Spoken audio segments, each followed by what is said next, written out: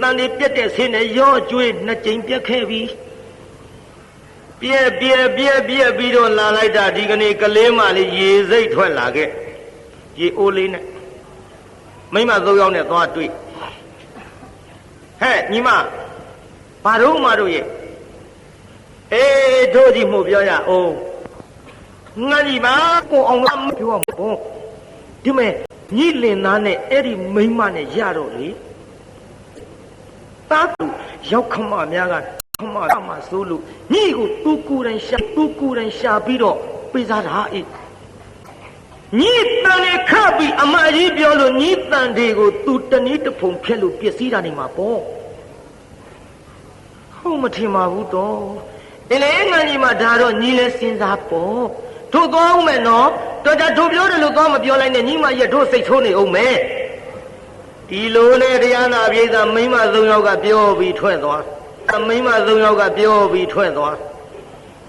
ကလေးမလေးကရေတွင်းနှခမ်းမော်ထိုင်လို့တရားနာပြေသာခေါင်းမူလေးပေါင်မော်တင်လို့ရေတွင်းနှခမ်းဆိုလို့ဟိုနှုတ်သီးကြီးပြောတာမဟုတ်ဘူးဘေးမှာတရားနာပြေသာပတ်ထားတဲ့အုတ်တိုင်းနှခမ်းအောင်မလေးရေတွင်းနှခမ်းမော်တက်ထိုင်နေမအောင်မင်းနဲ့ရေတွင်းဘောင်နှခမ်းလေးပေါ်ထိုင်ပြီးတော့တရားနာပြေသာခေါင်းမူလေးပေါင်မော်တင်လို့အော်အမများပြောသွားတာဟုတ်များနေမလားလာပြန်ပြီမိမကြီးတယောက်ဟဲ့ညီရေဦးနဲ့ရေတွေခတ်ထားလို့ပြည့်ပြီးပြန်လေးဘူးလားဘာလုပ်နေဟုတ်တော့ဟဲ့ညီငုံနေတယ်ဟုတ်ကဲ့တော်ရေငိုတာတခြားမဟုတ်ပါဘူးဆင်းလဲဆင်းရဲတယ်တော့ကျုပ်ခိုကိုရမဲ့တယ်ဘဝပြီးတော့လေမယငယ်ဘဝနဲ့ကျုပ်နေရတာသိတယ်မဟုတ်လား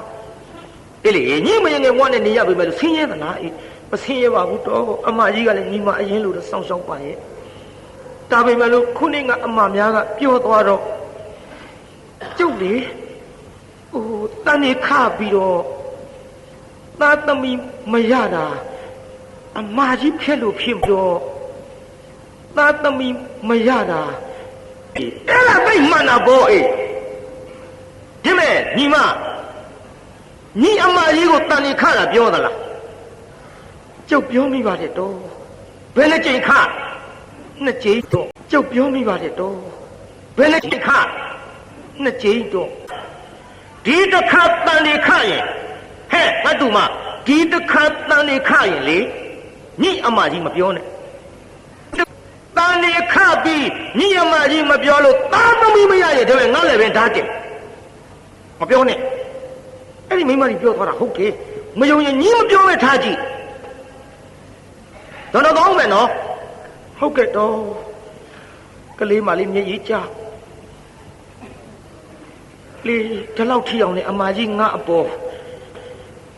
ဒီစိတ်မျိုးထားမထင်ပါဘူးဒါပေမဲ့လို့လေသူတို့ပြောတာသိရအောင်ငါမပြောဘဲထားအောင်မပြောဘဲထားအောင်ဆိုပြီးတော့အိမ်ပြန်သွားနောက်တစ်ဖန်တန်လေးခတော့အမကြီးကိုမပြောတော့ဘူးပြောရင်လားပြိဿ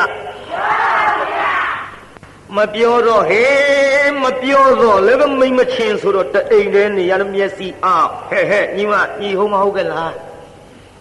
ဘာတော့မှကြီးဒီကိစ္စထင်တယ်နော်ဟုတ်ပါဘူးမကြီးဟေးညီပြောတော့အိုနားကျဆရာကြီးမကြီးကတောင်ပြောင်းတော့ပြောနေလက်မခံဘူးမပြောဘူးဒီလိုလက်မခံဘူးမပြောဘူးဒီလိုနဲ့နေလာလိုက်တာတရားနာပြေတာသားတန်တွေရင်လာပြီရင်လာတော့အမကြီးလို့တော့မဖြစ်ကြည့်စမ်းမင်းကတူကြမလို့ငါအဂုံလောက်တာပေါ့ညီကငါ့ကိုပြစ်ခါလောက်လာတာပေါ့ဟေးဓမ္မညီဒီတိုင်းထားလို့ဖြစ်ဘူးလေဟေးဓမ္မဒီလာကဘာတော့လို့လဲလောင်းဒီညီငါပြောဆိုတာဘာလို့မပြောတာအခုညီကိစ္စကြီးကဖုံးမရဖိမရနဲ့ဘာလို့ပြောမှာတော့ဟေးညီငါငေါက်လန်းငါလားမလုံးနဲ့လောက်တယ်ကျုပ်မပြောဘူးမင်းမယောက်ကြီးတော်လူသားကောင်းမကြီးကျုပ်သားတန်တဲ့နှစ်ကြိမ်ပြစ်တာတော်ဖျက်လို့ပြစ်တာတော့လည်းမပြောဘူးခုတန်ဒီလေးရင်မလာပြီ မိမယောက်ကြီးတောက်ကိုကြုံမပြောဟေးဟေးငိုပါနဲ့အေးငါကတိလို့မေးကြတယ်မဟုတ်လားအေးမေးမေးပြောဘူးတော့ငါကတိလို့မေးကြတယ်မဟုတ်လားအေးမေးပြောဘူးတော့ငါကတော့လေတိခဲ့လို့ဒီမဲ့ညီတန်တီတီတဲ့ကိစ္စနမိတ်တိပြလို့ငါပြောကြတယ်မဟုတ်လားတော့ဘာလို့ပြောရမှာတော့ကလေးငါညီမငါလည်းမဆွဆွဲပါနဲ့ညီတန်တီညီဖန်ကြီးပြက်တဲ့ကိစ္စပါအေးကဲငါညီမစောင့်ရှောက်နော်သားသမီးရလာရင်အမကြီးလည်းကိုသားသမီးလို့ချစ်မှာပါပဲအေး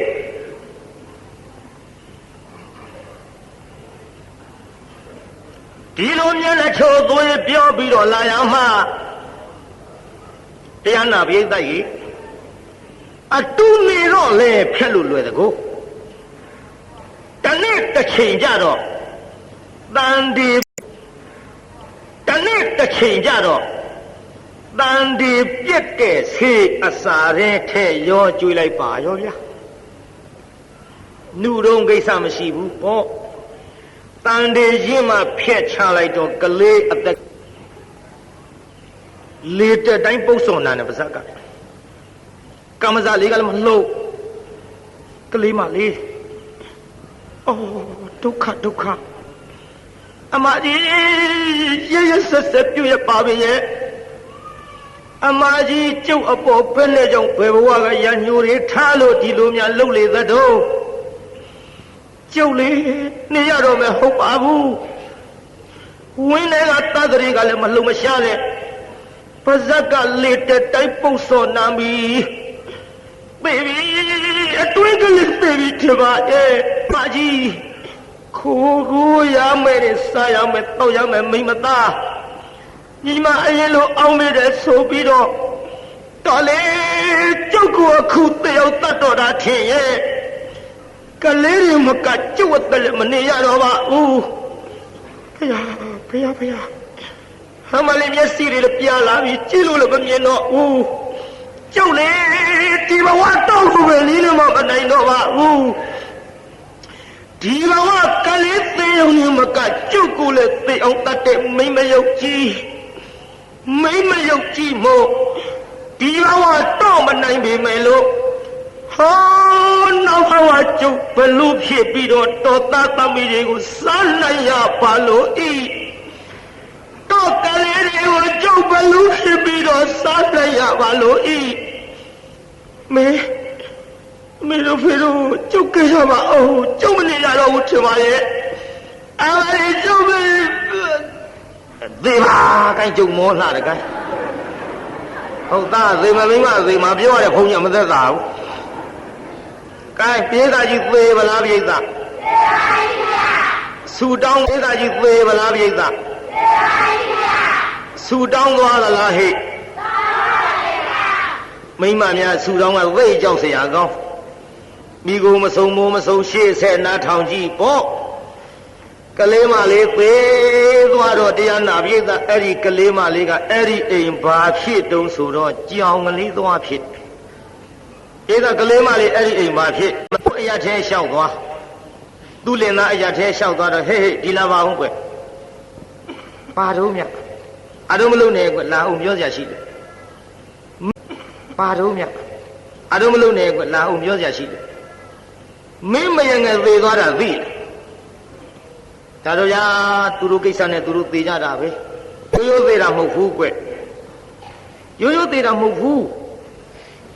တလေးပြောလက်စနဲ့တော့မထူးပါဘူးပြီးတော့မင်းငါပြောတာမင်းမရအကြည့်သွားမပြောနဲ့ဟေးဓမ္မမင်းမရအငယ်သေးတာမင်းမရအကြည့်တတ်လို့ဗျာဟေးမဗျာနဲ့ငါမှန်တာပြောတာဘာပြောလို့လဲဗျာဟဲ့ဘာပြောလို့မရုံးကွတန်နေခရင်အမကြီးပြောဆိုပြီးသူနှစ်ကြိမ်ဖြက်လို့ကလေးမလေးရေတွင်းပဲထွက်လာတော့ဒိုးနဲ့တွေ့လို့ပြောမိဘူးတဲ့မပြောနဲ့လို့ပြောတဲ့ကိစ္စမေ့မရငယ်ကမပြောလို့ဒါတပ်ပန်မပြောလို့ဒါတပ်ပန်နေမိမယုတ်ထားမှုတွေတော့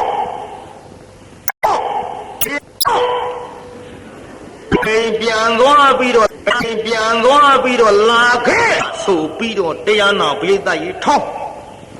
နည်းနည်းထောင်းလိုက်တာဝေအောင်ကိုထောင်းနေတာပေရော ထောင်းနဲ့ထူးတဲ့ရိုက်တဲ့ဒဏ်ရာနဲ့မယားအကြီးကသေးတော့အဲ့ဒီအိမ်မှာကြက်မကလေးဖြစ်သည်ပေးသားကြီးမယားအကြီးကအဲ့ဒီအိမ်မှာပါသွားဖြစ်မယားအငယ်ကကြက်မကြက်ဥတွေပေါက်တိုင်းကြက်ကလေးတွေမွေတိုင်းကြောင်မကအကုန်စားစားတော့ပရိသတ်ရေကြက်မကလေးကအတော်ဆိုးတဲ့ကြောင်မငတ်သားသမီးတွေစားပါဒီဘဝတော့နင့်ငါမနိုင်တော့ပါဘူးနင့်ငါပြိုင်လို့ရှိရင်လည်းငါ့ကိုသင်စားတော့မယ်ငါအသက်တော့အသေးမခံဘူးဒီဘဝငါသားသမီးစားနှင့်အောင်တော့ဒီဘဝကသိလို့နောက်ဘဝသင်သားသမီးငါစားနိုင်တဲ့ကိုဖြစ်ရပါလို့ဤတောင်းပြီးသေးကြပေတော့တရားနာပရိသတ်ကြီးကြက်မကလေးကကျွတ်တို့သင့်မသွားဖြစ်သည်ကြောင်မကတမင်မဖြစ်သည်ကြောင်မကဘာဖြစ်ကြက်မလေးကတမင်မမွေးတိုင်းတရားနာပရိသတ်သင့်မကစားနေကတကယ်အဲ့ဒီလိုမဟုတ်ပါဘူးတမင်မွေးရင်သစ်စားရင်ကြားစားရင်ကျမ်းဂန်တွေကတကယ်အဲ့ဒီလိုမဟုတ်ပါဘူးတမင်မွေးရင်သစ်စားရင်ဒီကတမင်မွေးတာပါစားတာသင်မသေးလို့နောက်ဘဝသင်သားသမီးငါစားနိုင်ရပါလို့ဤဆူတောင်းပြီးသေကြသေတော့တရားနာပရိသတ်ကြီးတမင်မကကျွတ်တို့ဘလူးမသွားဖြစ်သည်သင်မကလူမိန်းမဖြစ်သည်သင်မကဘာဖြစ်တမင်မကဘာလို့ဤဆူတောင်းပြီးသေကြသေတော့တရားနာပရိသတ်ကြီးတမင်မကကျွတ်တို့ဘလူးမသွားဖြစ်သည်သင်မကလူမိန်းမဖြစ်သည်သင်မကဘာဖြစ်တမင်မကကဲလူနဲ့ဘလူးဖြစ်တော့နည်းနည်းမင်းအောင်တရားနာပရိသတ်ကြီးလူနဲ့ဘလူးဖြစ်တော့အဲ့ဒီလူဖြစ်တဲ့မိန်းမကညီမလားအမဘယ်တော့မှတ်ထားတွက်လာခဲ့တာကိုဒီကကြီးဘလူးကညီမလားအမစတောင်းတဲ့ဘဝမှတ်လိုက်ဘလူးမဖြစ်တင်သားသမီးစားရပါလို့ဤဆိုတာညီမကတောင်းခဲ့တာလားအမကတောင်းခဲ့တာတော့ဆိုပါတော့6လလွယ်10လခွာဘလူးမကလည်းတရားနာပရိသတ်ရေသူ့ရန်သူလျှောက်ရှာမြို့ထဲဝင်လာရန်သူလျှောက်ပရိသတ်ရေသူ့ရန်သူလေးသွားဖြစ်မြို့ထဲဝင်လာရန်သူလျှောက်ရှာပြီးမြို့ထဲဝင်လာတော့ငါလက်ကလွတ်ငွေဖွာရောဆိုပါတော့6လလွယ်10လခွာဘလူးမကလည်းတရားနာပရိသတ်ရေသူ့ရန်သူလျှောက်ရှာမြို့ထဲဝင်လာရန်သူလျှောက်ရှာပြီးမြို့ထဲဝင်လာတော့ငါလက်ကလွတ်ရိုးလားညို့ဒီမှာရောက်နေတဲ့ပေါ့ဘလူးမကတရားနာဒေတာဘလူးရောင်နဲ့မလာဘူးလူမိမ့်မရောင်ဖန်ဆင်းလာမိမ့်မပြိုရောင်ဖန်ဆင်းပြီးတော့ဝင်လာခဲ့အဲ့ဒီကလေးမအိမ်သားရောက်တော့ဟဲညီမဘာတော့ညီကလေးလည်းလှလိုက်တာအေးဒေတာကြီးဘလူးမမသိဘူးလှလိုက်တာအေးလို့ဆိုတော့ခမင်းလှတယ်တော့မအေးဘူးလေတော့အေးမလေးဘလူးကိုထွက်မဖြစ်ဘူးပါးစပ်ကလန့်သွားဟိုကတရားနာပြေးတာကလေးကိုလေခေါင်းကကင်နေပြီခြေချောင်းကနေပါးစပ်ထဲစသွင်းလိုက်မလေးမောင်ရဲ့တူကလေးဘလူးစားပြီမောင်ရဲ့ဟေးဘယ်လိုဟာကြည်စားသွေးလေမလေးပဲဆဲရောက်သွားပြီစားသွားပြီမောင်ရဲ့ပေပေတော့ဘလူးမတော့ကွာနောက်ကဓမ္မကြီးနဲ့လိုက်ပေမဲ့လို့တရားနာပြေးတာဘလူးမကနောက်လှဲ့ကြည့်ဟိုက်ထူလို့လိုက်လန့်သွားတန့်ဒီပြီးတော့ဆက်လိုက်နောက်ဘလူးမကနောက်လှဲ့ကြည့်ဟိုက်ချို့လို့လိုက်တာနဲ့လန့်သွား ဒီလိုနဲ့ဘလူးမအနာမကရဲပဲနဲ့မယားကလေးထံပြန်လာဖြေမဖြေရလေကွယ်ဟိုလေကိုစိုးတဲ့ဟာပေါ့လားနှမရဲ့တို့ပဲလို့လုပ်ကြမတော့မောင်ရဲ့ကျူလည်းမတက်နိုင်ဘူးအေးကွယ်ရှိပါစေတော့တို့လည်းနေပါသေးတယ်နှမရဲ့ပူပါနဲ့သူတို့စကားထူးတာနော်ကွယ်သူကနဲ့သူသေးတာသေးပါစေတော့တို့လည်းနေပါသေးတယ်နှမရဲ့ငယ်ပါသေးတယ်နှမရဲ့နဲ့ဖြောင်းပြပြီးတော့လာခဲ့ရဟောနောက်တစ်ဖန်သာတန်ဒီခါ6လလွယ်10လဖွာပေါ်များခတ်တုတ်တုတ်ပေါ့တရားတည်းပဲတကယ်6လ10လစောင့်နေကျုပ်တရားနောက်နှစ်တောင်ပြီးချင်မှပြီးကဲရေးသားကြီးဖွာပြမလားနောက်တစ်ယောက်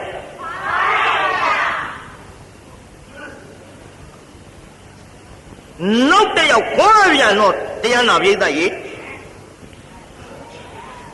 လာပြန်ပြီဘလို့မဒီလိုပဲတရားနာပြိဿမိမ့်မကြိုရောက်ဖန်ဆင်းလာခဲ့တဏခါဘာမဏိနဲ့ဆံမင်းလေးဖားရချလို့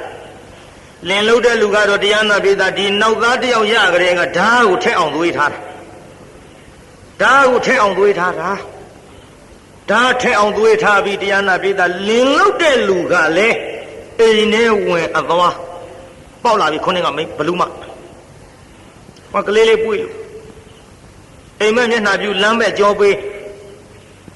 နောက်ကရောက်လာပြီးတရားနာပိဿကလေးပွေးပြီးနှုတ်ချိုတိုက်ကျွေးနေတဲ့မိမရဲ့ခေါင်းပေါ်ကနေလက်ကြီးနဲ့ဟောဒီတိုင်းနိုင်လက်ကြီးမြင်လိုက်မလေးဟေး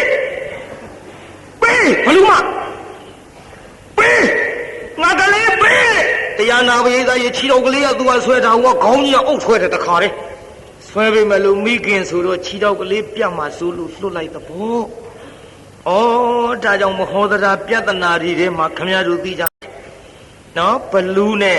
ဘလူးဖန်ဆင်းနဲ့မိမနဲ့တကယ်မိခင်နဲ့တာလူတဲ့နေရာမှာမဟောသရာဆုံးဖြတ်တာလေဘလူးမကတော့ဇွတ်ဆွဲတာပဲသာသမီမမဟုတ်ခဲနဲ့ဟိုကမိခင်ဖြစ်တဲ့မိမကတော့လှုပ်ပစ်လိုက်အဲ့ဒါလှုပ်ပစ်လိုက်တာကိုမိခင်နဲ့ဗျအကျဉ်းသာတရားရှိအခုလည်းဒီတိုင်းပေါ့ဘလူးမကတအားဆွဲလိုက်တော့ကလေးလေးလှုပ်ပစ်လိုက်လှုပ်ပစ်တော့ဘလူးမစားလူကလည်းမလေးကိုကျိုးနေပါဘောလားသားရဲ့ဟေးတစ်ချိန်မကလက်ကျရှိပြီဘလူးမငါပဲတော့ငါရန်ညိုးရောက်ဒီလိုလာပြီးတော့လှုပ်ပါလိမ့်မလို့အမောဆေမတဲ့လေလူကလေးအမေဘယ်လိုလုပ်ပြီးတော့ဖြေရပါမတော့မမီကငယ်ကြီးရောငိုကြီးပါလို့ဒီမြဲခွေးရငါနွမ်းသားမောင်ကိုလွှတ်ဖွန်းတာလေပြီးမမကြီးမပြီးမမကြီးလူကလေးငိုတော့ဗျာပြေးသားကြီးအမေလို့သူငိုပါလား